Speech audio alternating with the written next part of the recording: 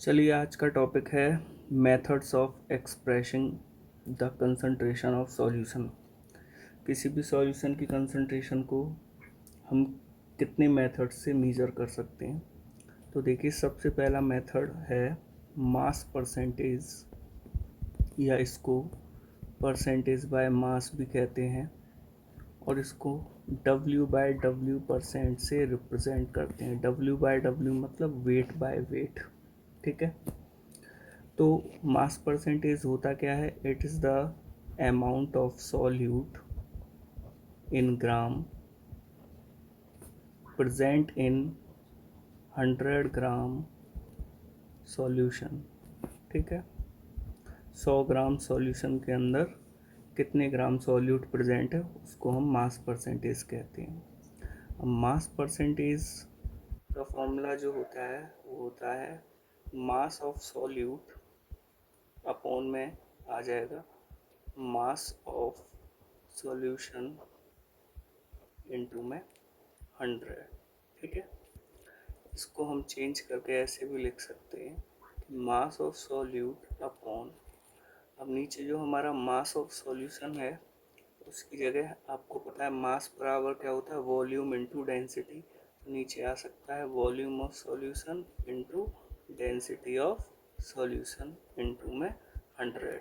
यानी मास of solution को हमने volume of solution into density of solution में कन्वर्ट कर दिया है।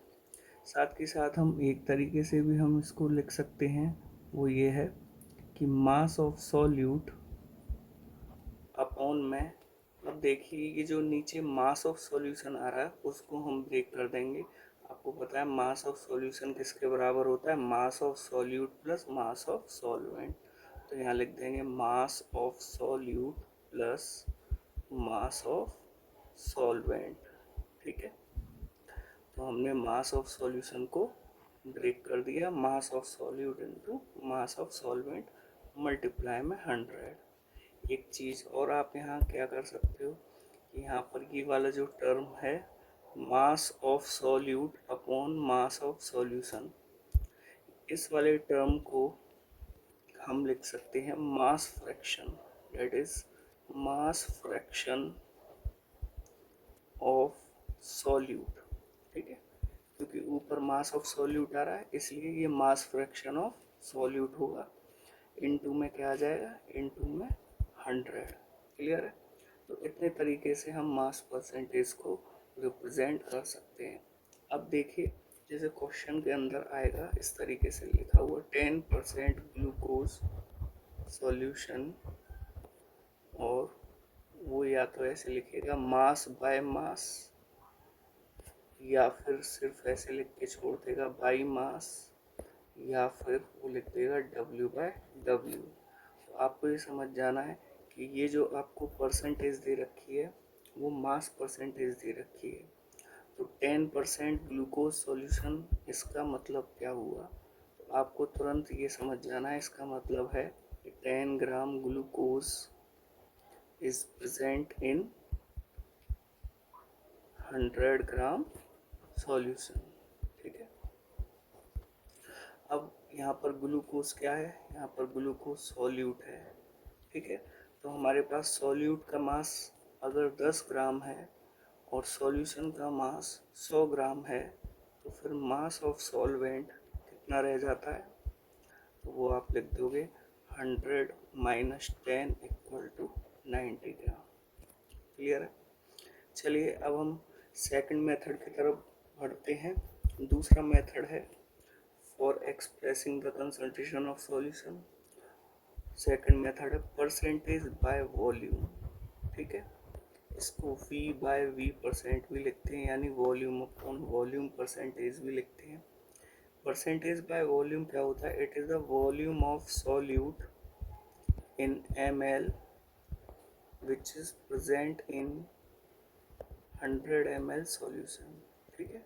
100 ml सॉल्यूशन के अंदर कितने ml सॉल्यूट प्रेजेंट है वो कहलाता है परसेंटेज बाय वॉल्यूम।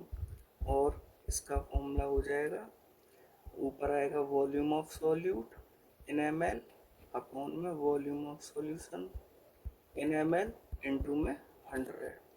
क्लियर है। चलिए थर्ड मेथड की तरफ बढ़ते हैं। और हमारा जो थर्ड मेथड है, ठीक है, वो third method mass by volume percent, ठीक है। मास बाय वॉल्यूम परसेंट को W बाय V परसेंट से भी रिप्रेजेंट करते हैं, यानी वेट बाय वॉल्यूम परसेंटेज से, ठीक है। और ये क्या होता है, ये होता है हमारा मास of solute present in 100 ml solution, ठीक है। 100 ml सॉल्यूशन में कितने ग्राम सॉल्यूट प्रेजेंट है, वो मास बाय वॉल्यूम परसेंटेज कहलाता है।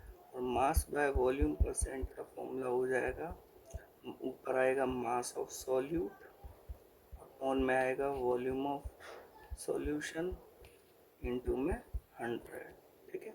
चलिए नेक्स्ट मेथड पढ़े। नेक्स्ट मेथड है हमारा मेथड नंबर 4, ठीक है। वो होता है आपका पार्ट्स पर मिलियन, क्लियर है। पार्ट्स पर मिलियन, या क्वेश्चन के अंदर आपको ये शॉर्ट में ppm लिखा हुआ मिलेगा। मिलियन आप जानते हो 10 की पावर 6 को कहते हैं। तो सबसे पहले आपको ये पता होना चाहिए कि इस मेथड को हम तब यूज़ करते हैं जब solute is present in trace, ठीक है। यानी किसी भी सॉल्यूशन के अंदर अगर सॉल्यूट बहुत माइन्यूट अमाउंट में प्रेजेंट है, बहुत कम अमाउंट में प्रेजेंट है, वेरी वेरी लेस अमाउंट में प्रेजेंट है, यानी ट्रेसेस में प्रेजेंट है, तब हम ppm का यूज़ करते हैं, ठीक है। ppm होता क्या है, तो it is the mass of solute in gram present in 10 की पावर 6 ग्राम सॉल्यूशन। 10 की पावर 6 ग्राम सॉल्यूशन के अंदर कितने ग्राम सॉल्यूट प्रेजेंट है, वो क्या कहलाता है, ppm। तो ये ppm का फॉर्मूला हो जाता है मास ऑफ सॉल्यूट, ऊपर आ जाएगा, ठीक है, अपॉन में आ जाएगा मास ऑफ सॉल्यूशन, इनटू में हो जाएगा 10 की पावर 6। अब देखो ये जो हमने फॉर्मूला लिखा है वो मास के टर्म में लिखा है, तो ये बेसिकली ppm जो हमने डिफाइन किया है वो बाई मास डिफाइन किया है, ठीक है। अब देखिए जो बड़ी सिटीज़ होती हैं उन सिटीज़ के अंदर जो एटमॉस्फेरिक पॉल्यूशन होता है उसको हम ppm में ही मेजर करते हैं, ठीक है। तो atmospheric pollution in cities is expressed in ppm, लेकिन ppm बाय वॉल्यूम, ठीक है। अभी तो मैंने बाय मास का बताया था जिसमें ऊपर और नीचे मास आ रहे थे, लेकिन एटमॉस्फेरिक पॉल्यूशन को अगर ppm में मेजर करना है तो वो बाय वॉल्यूम करते हैं। जैसे एग्जांपल से समझते हैं, जैसे लिखा हुआ है 10 ppm SO2 इन एयर। सभी को पता है सल्फर डाइऑक्साइड एक पॉल्यूटेंट है, एयर के अंदर ये रहता है तो हमें लंग डिजीज़ वगैरह हो जाते हैं, ठीक है। तो ये एक पॉल्यूटेंट है। तो 10 ppm SO2 इन एयर का मतलब क्या हुआ, इसका मतलब हुआ कि 10 ml SO2 is present in 10 की पावर 6 ml एयर, क्लियर है। 10 की पावर 6 ml एयर के अंदर 10 ml SO2 प्रेजेंट है, ठीक है। अच्छा, जो हार्डनेस ऑफ वाटर है उसको भी हम ppm में मेजर करते हैं। तो hardness of water is also expressed in ppm, ठीक है। अब हार्डनेस का मतलब क्या है, आपको पता है अगर वाटर के अंदर कैल्शियम या मैग्नीशियम के सॉल्ट आ जाते हैं, कैल्शियम या मैग्नीशियम के सॉल्ट आ जाते हैं तो वो वाटर हार्ड वाटर में कन्वर्ट हो जाता है, ठीक है। और वो उसकी क्या करेक्टरिस्टिक होती है हार्ड वाटर की, कि वो जो है साबुन के साथ झाग नहीं बनाता, it does not produce lather with water, ठीक है। तो ऐसा वाटर जिसके अंदर कैल्शियम और मैग्नीशियम के सॉल्ट प्रेजेंट होते हैं, ऐसे वाटर को हार्ड वाटर कहा जाता है, और ऐसे वाटर की हार्डनेस को मेज़र करने के लिए हम पीपीएम की ही हेल्प लेते हैं। ठीक है, समझते हैं कैसे। मान के चलिए हमें एक डाटा गिवन है, let 1 litre of hard water contains 2 × 10⁻³ gram CaCO3। मान के चलिए हमारे पास 1 लीटर हार्ड वाटर है, और उस हार्ड वाटर के अंदर जो है 2 × 10⁻³ ग्राम CaCO3 प्रेजेंट है। तो बताइए कि ppm कितना होगा CaCO3 का। ठीक है, तो देखिए एक चीज़ तो क्लियर है, 1 लीटर वाटर हमें दे रखा है, तो 1 लीटर वाटर बराबर 1 किलोग्राम वाटर होता है, यानी 1000 ग्राम वाटर होता है। 1000 ग्राम वाटर। ऐसा क्यों होता है वो ये समझ लीजिए कि जो डेंसिटी ऑफ वाटर होती है वो होती है 1 किलोग्राम पर लीटर। ठीक है, और डेंसिटी बराबर मास अपॉन वॉल्यूम से, अगर मैं मास निकालूं तो वो हो जाएगा डेंसिटी इनटू वॉल्यूम।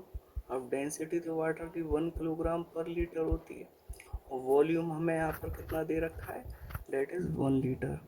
ठीक है, तो ये लीटर से लीटर कैंसिल हुआ, तो मास हमारे पास कितना आ गया, 1 किलोग्राम। इसलिए हमने 1 लीटर वाटर बराबर 1 किलोग्राम वाटर यानी 1000 ग्राम वाटर रखा था। क्लियर है। अब देखिए मैंने 1 लीटर हार्ड वाटर को मास में कन्वर्ट कर लिया, वो आ गया मेरे पास 1000 ग्राम वाटर। क्लियर है। अब मुझे जो है पीपीएम निकालना है, तो पीपीएम कैसे निकालेंगे। देखिए पीपीएम का क्या फॉर्मूला बताया था मैंने आपको, मास ऑफ सॉल्यूट। यहाँ पर सॉल्यूट क्या है, यहाँ पर सॉल्यूट CaCO3 है। ठीक है, अपॉन में मास ऑफ सॉल्यूशन इनटू में 10⁻⁶ ये फॉर्मूला बताया था। तो मास ऑफ सॉल्यूट कितना है, 2 × 10⁻³ और मास ऑफ सॉल्यूशन क्या होता है, mass of solute plus mass of solvent. ठीक है, मैंने मास ऑफ सॉल्यूशन को ब्रेक करके लिखा है, वो है मास ऑफ सॉल्यूट यानी mass of CaCO3 plus mass of solvent यानी मास ऑफ वाटर इनटू में 10⁻⁶। अब देखो ये जो 2 × 10⁻³ है, इसको हम नेगलेक्ट कर सकते हैं क्योंकि ये बहुत स्मॉल क्वांटिटी है। तो नेगलेक्ट करने के बाद यहाँ क्या रह जाएगा, 2 × 10⁻³ अपॉन में यहाँ 1000 और इधर मल्टीप्लाई में 10⁻⁶। और जब आप इसे सॉल्व करोगे तो सॉल्व करने के बाद ये लगभग कितना हो जाएगा भाई, ये कट के ये 10⁻³ हो गया प्लस का, तो ये लगभग 2 ppm आपका आंसर आ जाएगा। ठीक है, तो अब हम अगले मेथड की तरफ बढ़ते हैं। ठीक है, नेक्स्ट जो मेथड है वो मेथड है मूल फ्रैक्शन। ठीक है, देखिए मूल फ्रैक्शन क्या होता है। मान के चलिए हमारे पास कोई बाइनरी सॉल्यूशन है, आप बता रखा है मैंने बाइनरी सॉल्यूशन क्या होते हैं, ऐसे सॉल्यूशन जो जिसके पास 2 कंपोनेंट होते हैं। बाइनरी सॉल्यूशन हैज़ 2 कंपोनेंट्स, मान कर चल रहे हैं वो कंपोनेंट्स जो हैं वो हैं A एंड B। ठीक है, अगर Na equal to number of moles of A को रिप्रेजेंट कर रहा है, ठीक है, और Nb equal to number of moles of B को रिप्रेजेंट कर रहा है, तो mole fraction of component A अगर मुझे निकालना है तो उसको मैं किससे रिप्रेजेंट करूँगा, XA से, यानी मोल फ्रैक्शन को जनरली X से डिनोट करते हैं। तो अगर मुझे कंपोनेंट A का मोल फ्रैक्शन निकालना है तो उसको मैं किससे डिनोट करूँगा, XA से। तो उसका फॉर्मूला हो जाएगा number of moles of A upon number of moles of A plus number of moles of B। उसी तरीके से अगर मुझे मोल फ्रैक्शन ऑफ B निकालना है तो उसको मैं XB से रिप्रेजेंट करूँगा, उसका फॉर्मूला हो जाएगा NB upon Na plus NB। ठीक है, साथ के साथ जब मैं इन दोनों मूल फ्रैक्शंस को यानी XA और XB को ऐड करूँगा तो वो हमेशा 1 के बराबर आएगा। ठीक है, यानी मूल फ्रैक्शंस का सम हमेशा 1 के इक्वल होता है। क्लियर है। एक चीज़ और याद रखना वो ये है कि मूल फ्रैक्शन जो है इंडिपेंडेंट ऑफ टेम्परेचर होता है। इंडिपेंडेंट ऑफ टेम्परेचर यानी टेम्परेचर चाहे बढ़ जाए चाहे घट जाए पर मोल फ्रैक्शन की वैल्यू फिक्स रहेगी। Mole fraction independent of temperature इसलिए है क्योंकि मोल फ्रैक्शन के अंदर कहीं भी वॉल्यूम टर्म नहीं आ रहा, और वॉल्यूम ही एक ऐसी फिजिकल क्वांटिटी होती है जो टेम्परेचर पर डिपेंड करती है। ठीक है, तो मोल फ्रैक्शन में कहीं भी वॉल्यूम टर्म नहीं आ रहा, इसलिए मोल फ्रैक्शन टेम्परेचर पर डिपेंड नहीं करता। क्लियर है? उसके बाद फिर नेक्स्ट टॉपिक जो है वो हम पढ़ते हैं, which is most important, molality. ठीक है, और मोलैलिटी के क्वेश्चंस करने में ही सबसे ज़्यादा दिक्कत होती है बच्चों को। तो मोलैलिटी को ध्यान से समझेंगे। मोलैलिटी होता है number of moles of solute dissolved in 1 kilogram यानी कि 1000 ग्राम ऑफ सॉल्वेंट। ठीक है, यानी 1 किलोग्राम सॉल्वेंट के अंदर कितने number of moles of solute dissolve हैं, वो क्या कहलाता है? मोलैलिटी। और मोलैलिटी को हम रिप्रेजेंट करते हैं, it is represented by small m।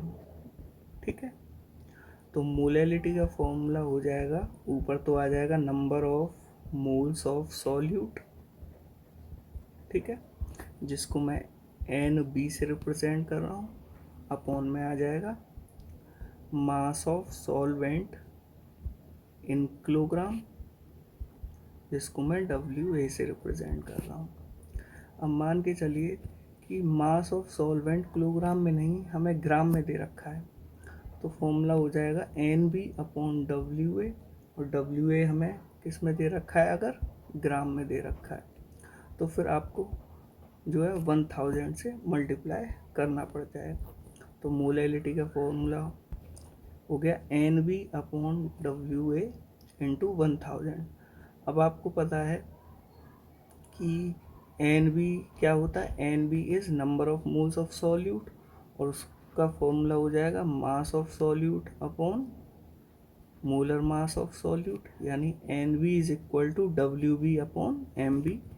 ठीक है, WB क्या है? WB हो गया मास ऑफ सॉल्यूट, ठीक है, और MB क्या हो गया? Molar mass of solute. ठीक है, तो अब मैं क्या करूँगा कि NB की इस वैल्यू को उठाकर यहाँ पर पुट कर दूँगा इस फॉर्मूले में। ठीक है, तो उसके बाद हमारा जो एक्सप्रेशन है वो क्या आएगा वो देख लेते हैं।